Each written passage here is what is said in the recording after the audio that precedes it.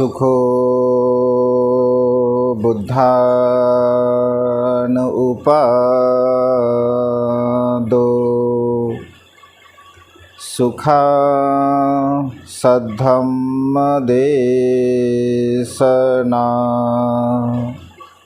सुखा संघससामग्गी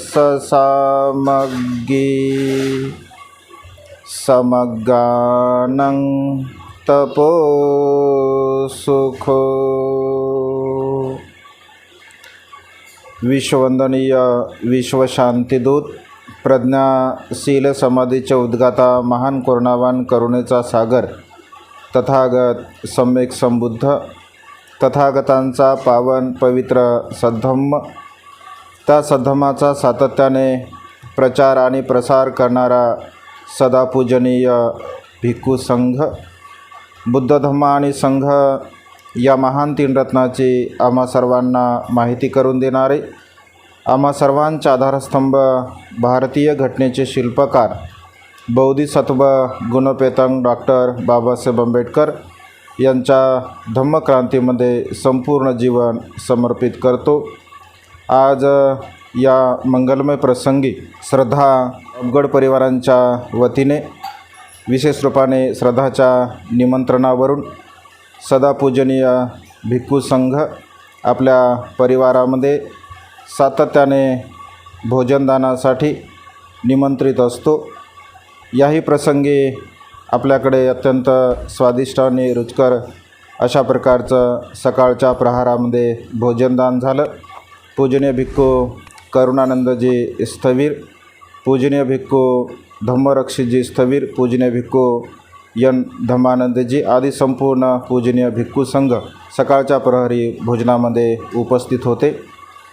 या दुपारच्या प्रहरी आपणा सर्वांच्या हितासाठी, सुखासाठी आणि कल्याणासाठी तथागतांच्या श्रेष्ठ धम्मदेशनेच्या द्वारा आपणा सर्वांचं अनंत अनंत असीम आणि महान असं पुण्य प्राप्त व्हावं, आपण पुण्य संपादन करावं या श्रेष्ठ उद्देशाने तथागतांच्या श्रेष्ठ उपदेशाला आपणा सर्वांच्या हितासाठी, सुखासाठी आणि कल्याणासाठी देण्याचा प्रयत्न करतो।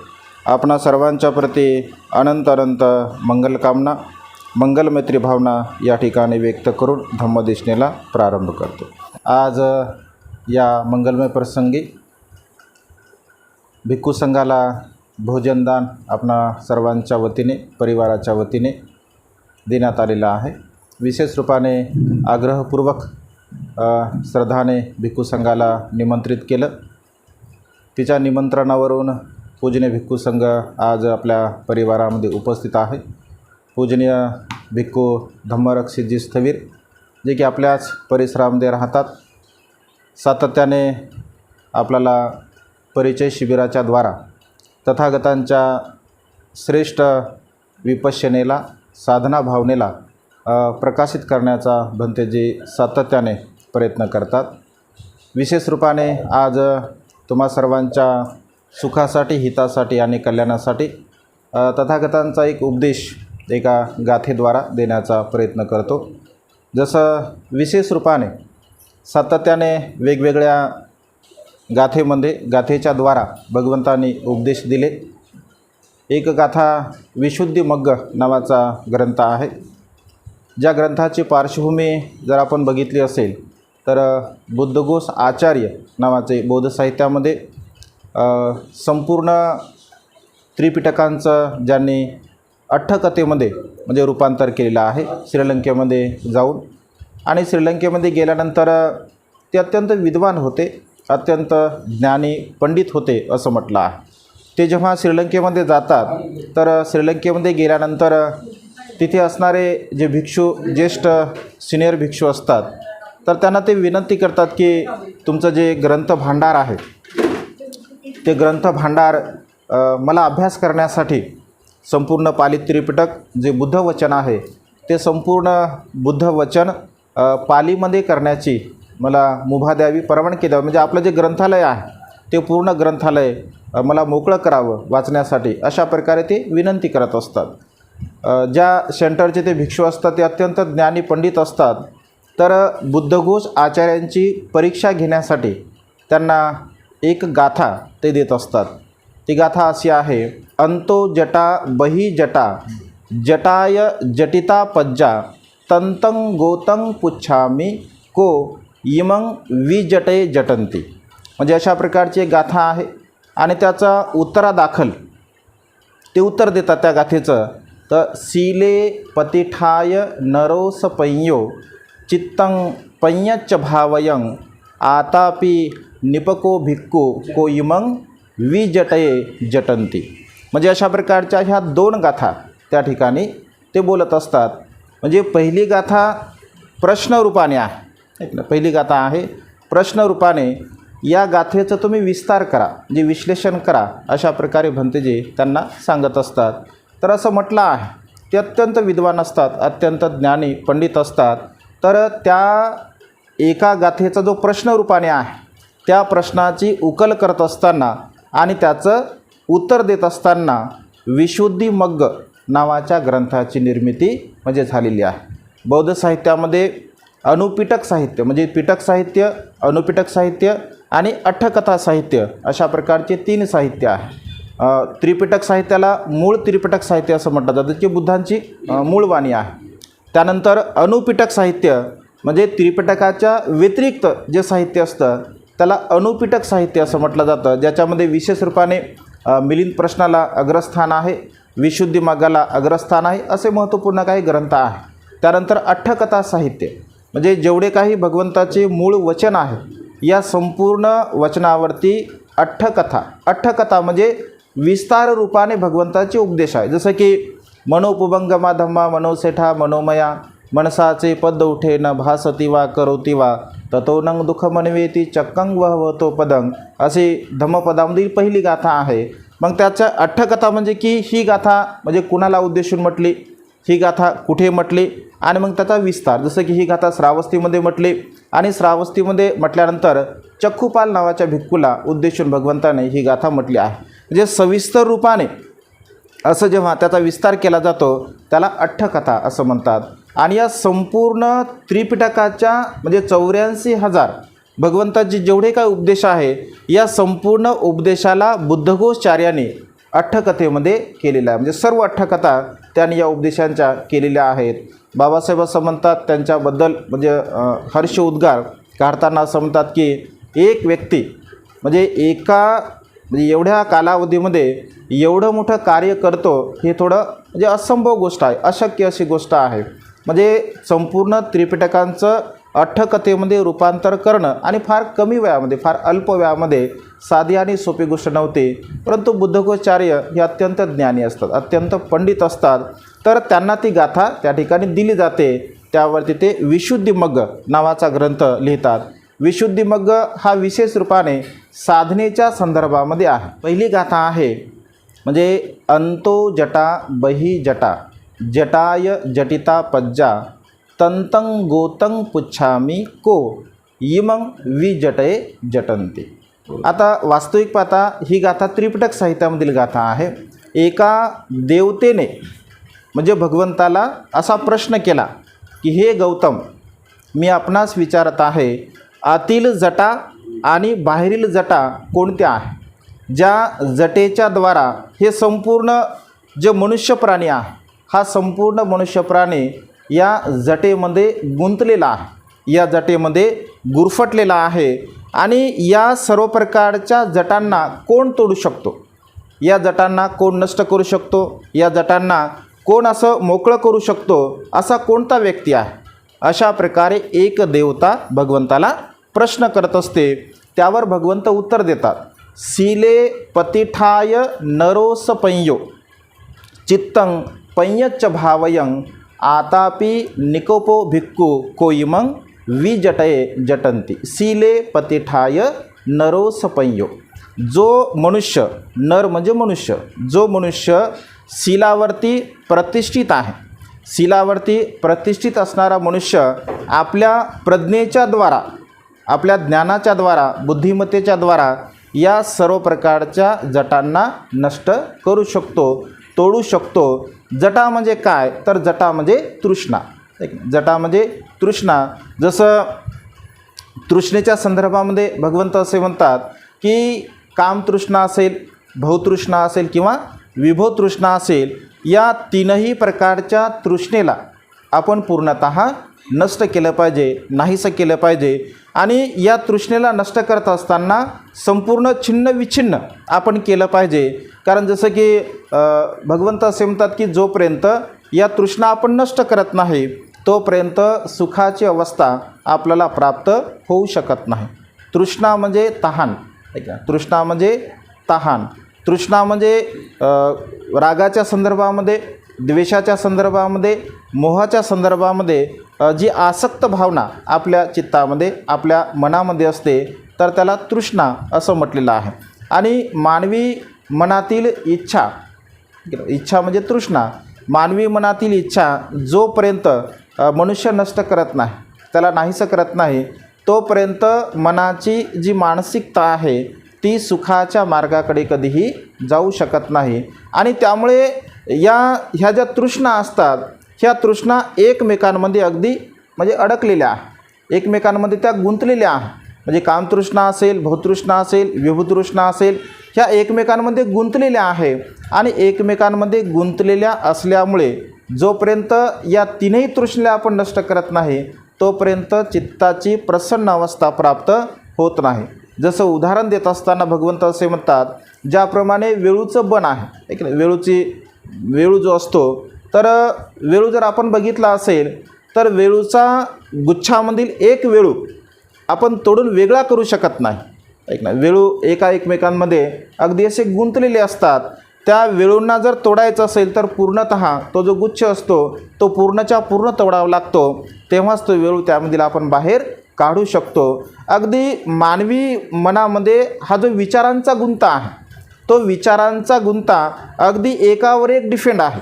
म्हणजे राग आहे, द्वेष आहे, लोभ आहे, मोह आहे, मीपणा आहे, अहमपणा आहे, गर्व आहे, ईर्ष्या आहे, जलन आहे, ह्या सर्व प्रकारचे जे अकुशल विचार आहे, हे सर्व प्रकारचे अकुशल विचार एकमेकांवरती डिपेंड आहे, एकमेकांवरती अवलंबून आहे. म्हणजे ही अकुशल विचारांची आणि कुशल विचारांची म्हणजे एक प्रकारची साखळी असते. त्या साखळीला जोपर्यंत आपण नष्ट करत नाही, नाहीसं करत नाही, तोपर्यंत आपलं चित्त, आपलं मन हे कधीही प्रसन्न होऊ शकत नाही. आणि त्यामुळे या जटांना नष्ट करायचा, या तृष्णेला आपल्याला म्हणजे नाहीसं करायचं आहे. या तृष्णेला जर आपल्याला नाहीसं करायचं असेल तर मग काय करावं लागतं किंवा कशाप्रकारे आपण जीवन जगावं लागतं. पहिली गोष्ट भगवंत असे म्हणतात की याला आपण जाणलं पाहिजे, याला आपण समजून घेतलं पाहिजे. कारण जोपर्यंत याला आपण समजून घेत नाही, जाणून घेत नाही, भगवंताच्या मुखातील पहिलं वचन आहे, अनेक जाती संसारं संधा विसा अनिबिसंग गहकारकं गवे संता दुःखा जाती पुनंग पुनंग. म्हणजे हे तृष्णे मी अनेक जन्मामध्ये, म्हणजे जे घर करणारी जी तृष्णा आहे या तृष्णेच्या द्वारा मी अनेक जन्मामध्ये म्हणजे तुझ्यामुळे मी जन्म घेतलेला आहे. परंतु भगवंत असे म्हणतात की आता मी तुला नष्ट केला आहे, आता मी तुला बघितलं आहे, मी तुला पाहिलं आहे आणि आता मी तुला छिन्न विछिन्न केलं आहे. म्हणजे जोपर्यंत तुझे जे काही अवशेष आहे किंवा तुझे जे काही गुण आहेत तोपर्यंत माझ्यामध्ये होते, तोपर्यंत मला पुन्हा पुन्हा तुझ्याद्वारा म्हणजे तृष्णेच्या द्वारा जन्म घ्यावा लागला. परंतु आता मात्र पूर्णतः मला कोणत्याही प्रकारचा जन्म घेण्याची आवश्यकता नाही आहे. तृष्णेचा अगदी म्हणजे छोटासा लवलेश जरी मनुष्यांच्या चित्तामध्ये असेल तरीसुद्धा ती छोटीशी तृष्णा म्हणजे मनुष्याला पुन्हा पुन्हा जन्म घेण्यासाठी सहाय्यक ठरत असते.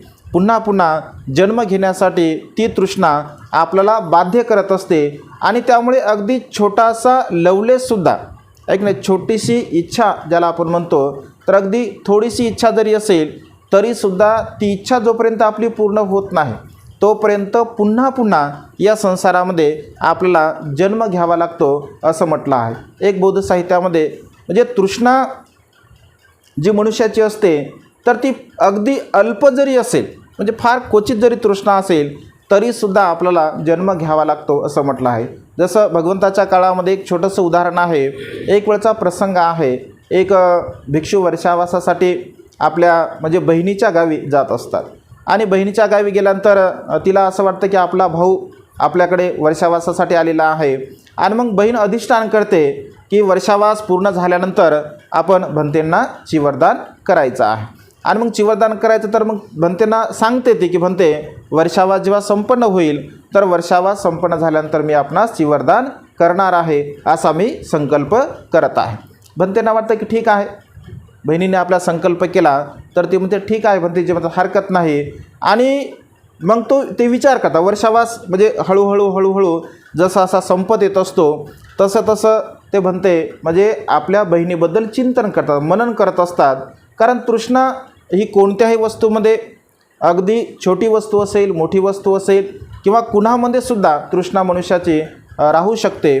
तर ते असा विचार करतात की आता माझी बहीण आहे, जे ते चिंतन करतात की माझी बहीण खूप चांगल्या प्रकारचं वस्त्र माझ्यासाठी घेणार आहे आणि ते वस्त्र म्हणजे खूप चांगल्या क्वालिटीचं असेल, खूप म्हणजे चांगल्या प्रतीचं असेल, मुलायम असेल, अशा प्रकारे ते विचार करतात. आणि मग तशा प्रकारचं वस्त्र कोणाकडे नसेल, तसं वस्त्र कुणाकडे नसेल, तसं एक वेगळं वस्त्र माझ्याकडेच असेल.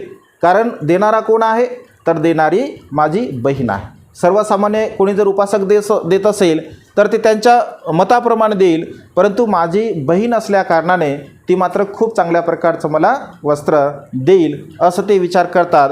आणि बहीणसुद्धा चांगल्या म्हणजे श्रीमंत कुळामध्ये असते, तर अत्यंत उच्च प्रतीचं असं आपल्या भावासाठी ती चिवर वस्त्र घेत असते.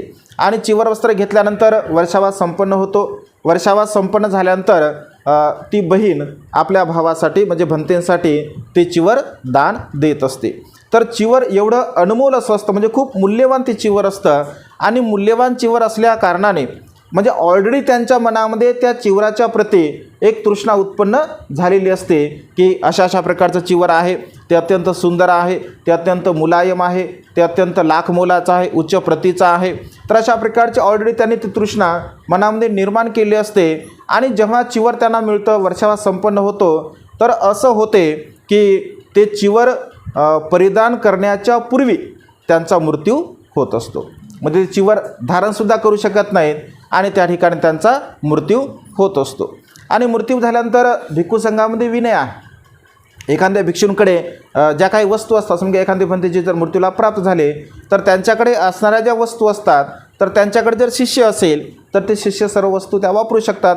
किंवा शिष्य जर नसेल तर मग भिक्खू संघामध्ये त्या वस्तू पूर्वीच्या काळामध्ये म्हणजे आजही तशी पद्धती आहे, तर ते डिव्हाइड केल्या जायच्या, म्हणजे भिक्षूंना ते दिल्या जायच्या. तर त्यांच्याकडे म्हणजे असं साहित्य आता राहणार काय आहे, फक्त चिवराचं साहित्य असतं, बाकी तर काही दुसरं नसतं. तर जे चिवरं असतात किंवा चिवरांची वस्त्र असतात तर ते भिक्षू त्या ठिकाणी म्हणजे डिव्हाइड करून घेत असतात.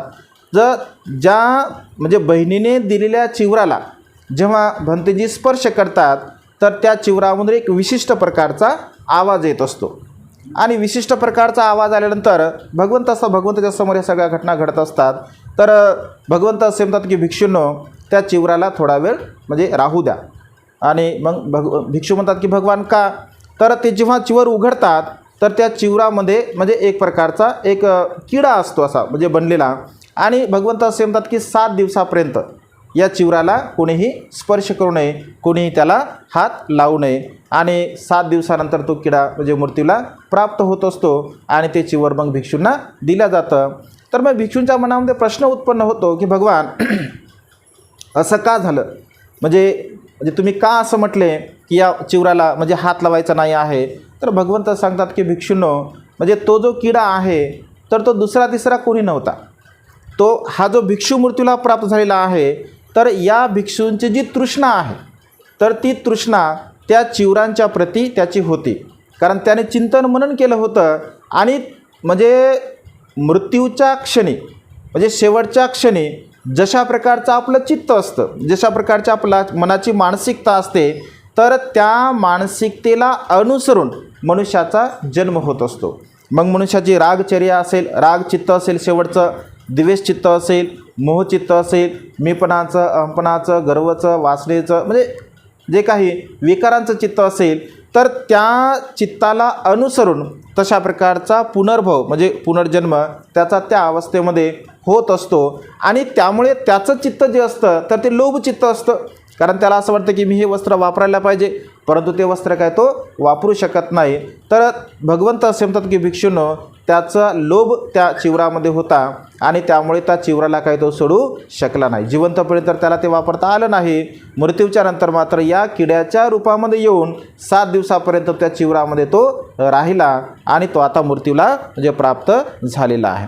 भगवंत असे म्हणतात की भिक्षूंनो, अगदी छोटीशी जरी तृष्णा असेल मनुष्याच्या चित्तामध्ये, अगदी छोटीशी तृष्णा जरी असेल तर त्या तृष्णेच्या द्वारा मनुष्याला पुन्हा पुन्हा जन्म घ्यावा लागतो. आणि त्यामुळे भगवंत असे म्हणतात की अंतो जटा बही जटा जटाय जटिता पज्जा तंतं गोतं पुच्छा. म्हणजे ह्या ज्या तृष्णेच्या ज्या जटा आहे, ह्या तृष्णेच्या जटा अगदी खोलपर्यंत मनुष्याच्या चित्तामध्ये रुजलेल्या आहे. आणि जोपर्यंत ह्या चित्तातील तृष्णा आपण नष्ट करत नाही, नाहीसं करत नाही, तोपर्यंत खऱ्या अर्थाने आपण सुखाला प्राप्त होऊ शकत नाही. तर ह्या जटा कशा नष्ट कराव्या, याला कसं छिन्न विच्छिन्न करावं, याला कसं नाहीसं करावं, तर भगवंत मग त्या ठिकाणी उत्तर देतात, सीले पतिठाय नरोसपय्यो. म्हणजे जो मनुष्य, जो स्त्री अथवा पुरुष शिलावरती जर प्रतिष्ठित असेल, म्हणजे शिलावरती जोपर्यंत प्रतिष्ठित राहणार नाही, कारण पुण्यकर्माचा आधार हा शील आहे. शीलाशिवाय आपण कोणत्याही प्रकारचं कुशल कर्म करू शकत नाही. सर्वप्रथम 3 रत्नांच्या प्रती आपली श्रद्धा असली पाहिजे. बुद्धाप्रती आपली श्रद्धा असली पाहिजे, धम्माप्रती आपली श्रद्धा असली पाहिजे आणि संघाच्या प्रती आपली श्रद्धा असली पाहिजे.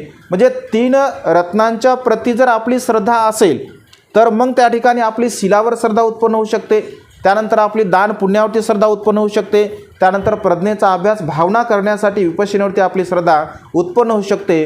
त्याच्यामुळे प्रथमतः 3 रत्नांच्या प्रती आपल्या चित्तामध्ये अनंत अनंत श्रद्धा असली पाहिजे. आणि श्रद्धेच्या द्वारा म्हणजे ज्या मनुष्यांच्या चित्तामध्ये श्रद्धा आहे तर तो मनुष्य असं जाणतो की मी शील पालन केलं पाहिजे, कारण माझी श्रद्धा आहे. भगवंत असे म्हणतात की भिक्षूंनो, मी तुमच्या निर्वाणगामी अवस्थेचा म्हणजे वारस बनू शकतो.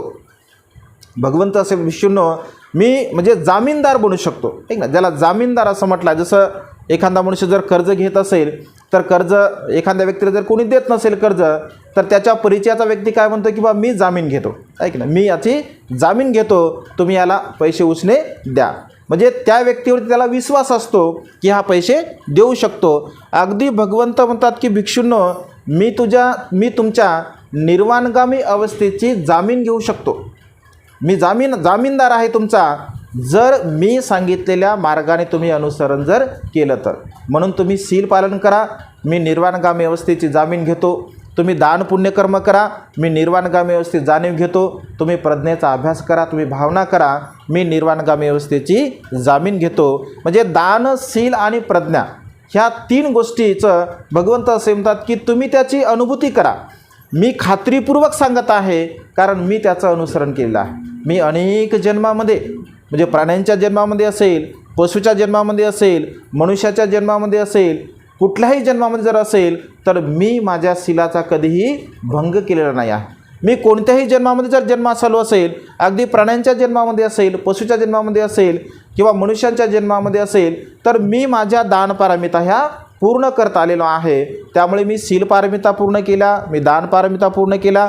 30 प्रकारच्या ज्या पारमिता भगवंताने सांगितल्या आहे, 10 मुख्य पारमिता, 10 परमार्थ पारमिता आणि 10 उपपारमिता, या सर्व प्रकारच्या पारमितेचं भगवंत आचरण करतात. आणि त्यामुळे भगवंत असे म्हणतात की खात्रीपूर्वक तुमचा शीलावरती विश्वास असला पाहिजे. शील पालन करण्यावरती आपला जर विश्वास असेल तर तो मनुष्य कोणत्याही प्रकारची गोष्ट आपल्या जीवनामध्ये यशस्वी करू शकतो. आणि त्यामुळे शील सदा सर्व काळ आपण धारण केलं पाहिजे, कारण शील हा पाया आहे. जसं जमीन हा मनुष्याच्या जीवनाचा आधार आहे, या पृथ्वीचा आधार कोण आहे तर जमीन आहे. जे जमिनीच्या आधाराने ही पृथ्वी म्हणजे स्थिरावलेली आहे. अगदी तशाच प्रकारे मनुष्याला या सृष्टीमध्ये जर स्थिर स्वरूपामध्ये जर जीवन जगायचं असेल तर त्याने शीलावरती प्रतिष्ठित राहिलं पाहिजे, कारण शीलाचा गुणधर्मच आहे आधार देणे. एक ना, शील हा आपल्या पुण्यधर्माला आधार देत असतो. शीलावरती प्रतिष्ठित असणारे जे पुण्यधर्म आहे, ज्याला 37 बोधिपाक्षीय धम्म असं म्हटलं आहे. 4 स्मृतिप्रधान असेल, 4 सम्यक प्रधान असेल, 4 हृदयपाद असेल, 5 बल असेल, सप्तबोधांग असेल, 5 इंद्रिय असतील किंवा आर्य अष्टांगी मार्ग असेल, हे सर्व प्रकारची जी बोधीला प्राप्त करण्यासाठी असणारे जे अंग असतात, या सर्व प्रकारच्या अंगाचा आधार हे शील आहे.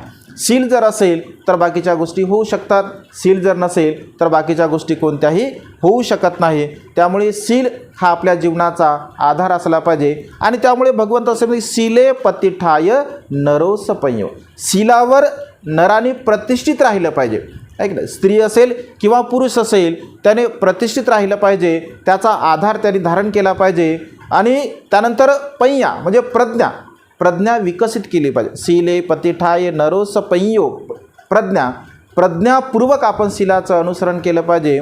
म्हणजे आंधळेपणाने आपण शीलाचं अनुसरण करू नये किंवा कर्मकांडाच्या भावनेने आपण शीलाचं अनुसरण करू नये. शीलवर्थ परामर्शसुद्धा कधीकधी मनुष्याच्या मनामध्ये उत्पन्न होत असतो. कधीकधी मनुष्याला असं वाटतं की मी खूप शीलवान आहे, मी खूप सदाचारी आहे, मी खूप गुणवान आहे, आणि मग शीलाच्या प्रतीसुद्धा अहंभाव मनुष्या चित्तामध्ये उत्पन्न होतो. आणि शीलाच्या प्रती जरी समजा अहंभाव उत्पन्न झाला असेल तर त्या ठिकाणी मनुष्य कुशल कर्म करू शकत नाही, पुण्यकर्म करू शकत नाही. त्यामुळे शीलवर्थ परामर्शसुद्धा मनुष्या चित्तामध्ये उत्पन्न नाही झाला पाहिजे. आणि त्यामुळे प्रज्ञापूर्वक ऐक ना, डोळस ज्याला आपण म्हणतो, तर डोळसपणे सम्यक दृष्टीने आपण शीलाचं पालन केलं पाहिजे. आणि त्यामध्ये समताभाव असला पाहिजे. म्हणजे कोणत्याही प्रकारचं कर्म करत असताना जर आपल्या कर्मामध्ये समताभाव असेल तर त्या ठिकाणी आपल्या मनामध्ये ना अस्थिरता निर्माण होते किंवा मनुष्य त्या ठिकाणी अन्य प्रकारच्या मार्गाने कोणत्याही प्रकारचं कुशल कर्म करू शकत नाही. त्यामुळे समताभाव असणं अत्यंत आवश्यक आहे. आणि त्यामुळे भगवंत असे म्हणतात की शीलावरती प्रतिष्ठित असणारा मनुष्य, स्त्री असो अथवा पुरुष असो, तर त्या ठिकाणी तो खऱ्या अर्थाने सुखाला प्राप्त होऊ शकतो. आणि त्यामुळे भगवंत असे म्हणतात की शील हे महत्त्वपूर्ण आहे. शीले पतिठाय नरोसपयो चित्तं पय्यच्च भावयं. चित्तं म्हणजे चित्त, मनामध्ये उत्पन्न होणारे जे विचार असतात, चांगले अथवा वाईट, या सर्व प्रकारच्या विचारांची आपण भावना केली पाहिजे. म्हणजे त्याचं चिंतन मनन केलं पाहिजे. जोपर्यंत मनुष्य ध्यान मनन चिंतन करत नाही तोपर्यंत मनुष्य आपल्या काया वाचा आणि मनाच्या द्वारा होणारे जे कर्म असतात त्या कर्माला जाणू शकत नाही. हे प्रज्ञेच्या द्वारा आपण जाणलं पाहिजे. आणि त्यामुळे भगवंतांनी सम्यक व्यायाम सांगितला आहे.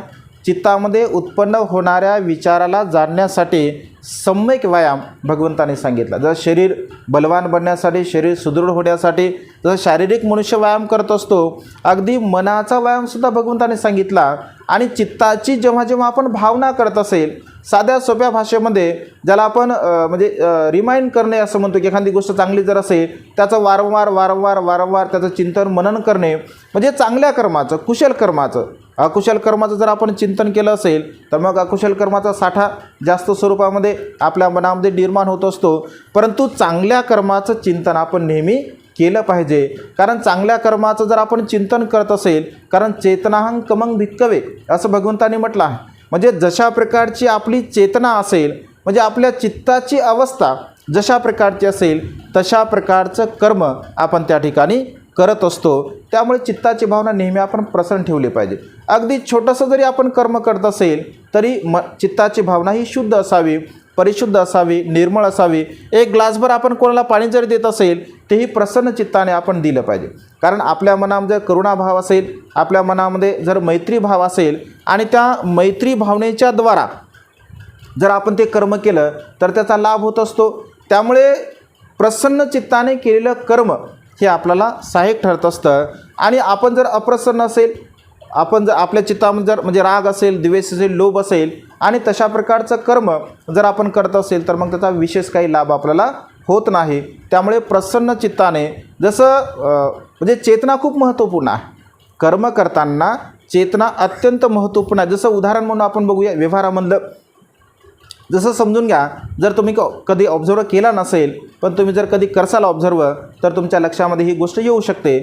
जसं एखादा भिकारी आहे, एखादा भिकारी व्यक्ती आहे आणि आपण जर समजा बसस्टँडला किंवा स्टेशनला गेलो भिकारी व्यक्ती म्हणजे त्याचे कपडे वगैरे एकदम म्हणजे घाण असतात किंवा केस वगैरे सगळे विखुरलेले असतात आणि अशा प्रकारच्या भिकाऱ्याकडे आता त्याच्याकडे जर कुणीही जरी बघितलं तर आपल्या मनामध्ये काय असं म्हणजे प्रेमभाव उत्पन्न होईल असं काय सांगता येत नाही प्रत्येकाच्या. सहज त्या व्यक्तीला बघितल्यानंतर आपल्या मनामध्ये काय भाव उत्पन्न होतो, एक तर किळस भावना उत्पन्न होते किंवा त्याप्रती घृणा उत्पन्न होते आपल्या मनामध्ये. आणि जर समजून घ्या आपल्या मनामध्ये तो भाव उत्पन्न झाला म्हणजे घृणेचा भाव उत्पन्न झाला किंवा द्वेषाचा भाव उत्पन्न झाला आणि त्या क्षणी म्हणजे त्या व्यक्तीने जर आपल्याकडे बघितलं असेल, आपण जसं त्याच्याकडे बघितलं आणि त्याच दृष्टीने जर त्याने आपल्याकडे बघितलं तर तो कसा बघतो आपल्याकडे, म्हणजे तो सुद्धा जसं आपले रागाचे म्हणजे तरंग असतात तर अगदी ते सुद्धा तसंच बघतो, तो सुद्धा रागामध्ये आपल्याकडे बघतो किंवा त्याला जर अधिक राग आला तर समजा मग दगड घेईल किंवा अंगावरती येईल किंवा मारेल असं. म्हणजे हे एक उदाहरण.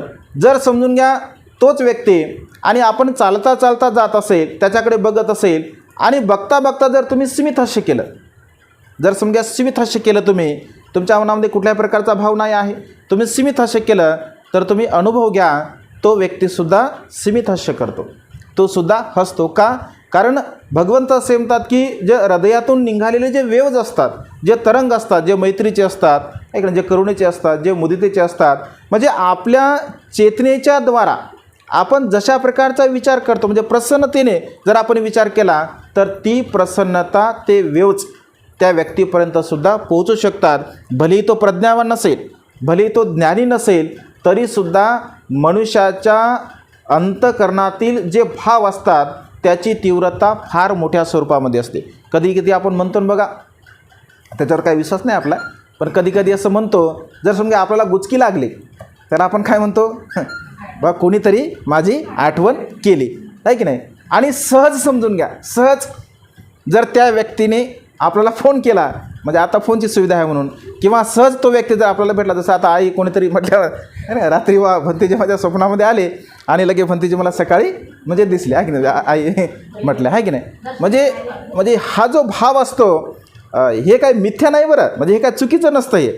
कारण जेव्हा एखाद्या व्यक्तीचे अगदी अंतःकरणातून जेव्हा आपण म्हणजे भावना करतो, एक चिंतन करतो किंवा त्याची आठवण करतो तर नक्कीच तशा प्रकारचे तरंग, पण ते शुद्ध असले पाहिजे, ते शुद्ध असले पाहिजे, ते पवित्र असले पाहिजे, ते निर्मळ असले पाहिजे, तर नक्कीच त्या व्यक्तीपर्यंत अशा प्रकारचे ते पोहोचत असतात. द्वेषाचे सुद्धा पोहोचतात, ऐक ना, रागाचे सुद्धा पोहोचत असतात. आपण रागाने जर समजा एखादं चिंतन केलं, द्वेषाने जर केलं तर तेही सुद्धा त्या ठिकाणी पोहोचतात. जसं रस्त्याने जाताना ठेस जर लागली, आपल्याला कोणाचं आपण चिंतन करत असेल आणि ठेस लागली तर आपण त्याच व्यक्तीला शिवा देतो ज्या व्यक्तींचं आपण चिंतन करत असतो, आहे की नाही. पण आपण चुकतोय किंवा आपण इकडे तिकडे पाहत चाललो, त्याच्याकडे आपलं काही भान नसतं. ॲक्च्युली ते आपल्या मनामध्ये असणारे जे भाव असतात तर ते भाव तशा प्रकारचे आपल्या हृदयातून निघत असतात आणि ती कृती तशा प्रकारची घडत असते. उगाच भगवंताने अंगुलीमालाला म्हणजे अंगुलीमालावरती विजय मिळवला का, ऐक नाही. उगाच भगवंताने नारागिरी हत्तीवरती विजय मिळवला का. उगाच भगवंताने काश्यपबंधूंच्या आश्रमामध्ये जाऊन मुतिलिंद नागराजाला शांत केलं का. तर भगवंतामध्ये असणारं जे बल असतं, ऐक ना. जर सामावतीचं आपण उदाहरण देतो, सामावतीने आपल्या मैत्रीच्या बलाने, ऐक ना, तिच्या म्हणजे राजाने, प्रद्युत राजाने तिच्या दिशेने अगदी म्हणजे तो राजा एवढा बलवान होता, त्याने जर म्हणजे बाण जर छेदला असेल तर 500 लोकांना तो छेदून जाऊ शकतो बाण, एवढी शक्ती त्याच्यामध्ये होती, एवढा तो बलवान होता. परंतु जेव्हा तो सामावतीच्या दिशेने बाण मारतो, सामावती मैत्रीची भावना त्याच्या प्रती करत असते, तर तो बाण अगदी सामावतीला म्हणजे स्पर्शसुद्धा करू शकत नाही. आणि भगवंताने तिला मैत्रीमध्ये म्हणजे संपूर्ण अंशी अग्रश्रावक जे भगवंताने सांगितले आहे त्या अग्रश्रावकामध्ये सामावतीला भगवंताने अग्रस्थान दिलं आहे मैत्री बलामध्ये. ऐक ना, वेगवेगळे गुण असतात मनुष्यामध्ये, तर वेगवेगळ्या गुणांचं भगवंतांनी वर्णन केलं तर सामावतीला मैत्रीमध्ये अग्रस्थान म्हणजे दिलं गेलं आहे. तर मैत्रीची जे भाव असतात, ऐक ना, जे तरंग असतात, ज्याला भावना असं म्हटलं आहे, ही भावना आपण सदा सर्व काळ म्हणजे केली पाहिजे. आणि त्यामुळे आपण केलेल्या कुशल कर्माची भावना जर आपण करत असेल की मी हे दान पुण्य केलं, हे मी शील पालन केलं, हे मी प्रज्ञेचा अभ्यास केला, याची जर मी भावना करत असेल तर ती भावना आपल्याला सुखाच्या मार्गाकडे घेऊन जाण्यासाठी सहाय्यक ठरत असते. जसं की आपण आपल्या जीवनामध्ये एखादा सुखद प्रसंग असेल आणि तो सुखद प्रसंग जर आपण अत्यंत बेचैन आहे, अत्यंत दुःखी आहे, कष्टी आहे किंवा खूप काही टेन्शन आहे आपल्या जीवनामध्ये आणि अचानकपणे आपण म्हणजे कोणी नाही आपल्याजवळ, परंतु अचानकपणे जर आपल्या जीवनामधला सुखाचा क्षण जर आपल्याला आठवला तर आपण काय करतो? सीमित हास्य करतो. ऐकलं, कोणी नसतं पण ते आपल्या मनालाच वाटतं की नाही, तो क्षण माझ्या जीवनामध्ये खूप सुखाचा होता. आणि त्यामुळे असे क्षण आपण आपल्या जीवनामध्ये म्हणजे संग्रहित करावे की ज्या क्षणाला जेव्हा जेव्हा आपण आठवतो तेव्हा तेव्हा आपलं मन प्रसन्न झालं पाहिजे, आनंदी झालं पाहिजे, आपल्या अंतर्मनाला ते सुखाचा भाव उत्पन्न झाला पाहिजे. आणि त्यामुळे शीलाची भावना, कुशलकर्माची भावना आपण केली पाहिजे. जर कुशलकर्माची भावना मनुष्य करत असेल, प्रज्ञेच्या द्वारा शीलाचं पालन करत असेल, शीलावर प्रतिष्ठित राहत असेल, दान पुण्य करत असेल, प्रज्ञेचा अभ्यास करत असेल तर तो मनुष्य खऱ्या अर्थाने या सर्व प्रकारच्या तृष्णेला नष्ट करू शकतो, नाहीसं करू शकतो. आणि अशा प्रकारे भगवंताने त्या ठिकाणी तो उपदेश दिलेला आहे. म्हणजे या तृष्णेला नष्ट करण्यासाठी शील अत्यंत महत्त्वपूर्ण आहे. शील कर्म, दान कर्म आणि प्रज्ञेचं कर्म हे 3 कर्म आपल्या जीवनाचा आधार आहे. आणि त्यामुळे आपल्या मनाने केलेले जे कर्म असतात, कधीकधी तर असं होतं की आपण जर प्रसन्न चित्ताने एखादी जर गोष्ट केली असेल तर त्या ठिकाणी आपल्याला म्हणजे ते प्रसन्न चित्ताने केलेलं कर्म म्हणजे अगदी सुगतीलासुद्धा, देवतागतीलासुद्धा घेऊन जाऊ शकतात. ऐक ना, मठ्ठ कुंडलीचं उदाहरण बौद्ध साहित्यामध्ये आपण बघतो. तो केवळ भगवंताला बघतो आणि बघितल्यानंतर तो असा विचार करतो की माझ्या मूर्ख पित्यामुळे मी सम्यक संबुद्धाचं दर्शन घेऊ शकलो नाही, मी त्यांना दान देऊ शकलो नाही, मी कुठल्याही प्रकारचं कुशलकर्म पुण्यकर्म करू शकलो नाही.